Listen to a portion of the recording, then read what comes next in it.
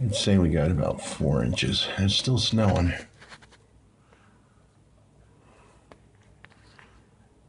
So, I don't know how many inches we're actually going to get. I think it's only in the higher elevations where I'm at here. So, oh yeah, you can see it. Yeah.